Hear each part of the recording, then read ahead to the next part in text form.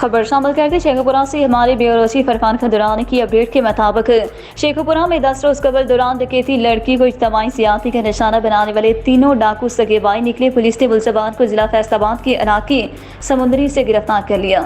Sheikhpura police की बड़ी कामयाबी। थाना सदर फर्रुखाबाद के इलाके फतेहपुर के करीब 10 रोज कबल रिक्शा सवार फैमिली को रोककर लूटमार करने के बाद लड़की को झाड़ियों में ले जाकर ज्यादती का निशाना बनाने वाले तीनों मुलजमान को पुलिस ने गिरफ्तार कर लिया। वाक़या पर वज़ीर आला पंजाब ने भी नोटिस दिया था। डीपीओ गुलाम मुबश्शिर मेकनी सूबाई वज़ीर बराए कुदरती अवाम पंजाब मियां खालिद महमूद के हमरा प्रेस कॉन्फ्रेंस करते हुए बताया कि तीनों मुलजमान सगे भाई हैं जो डकैती और रसनी की मतअद्दिद वारदातों में पंजाब के मुख्तलिफ थानों को मतलूब थे। गिरफ्तार मुलजमान में जवेद, जुनैद, परवेज शामिल हैं, जबकि मुलजमान की 2 भाई कत्ल के मुकदमे की सजा काटते हुए जेल में कैद हैं।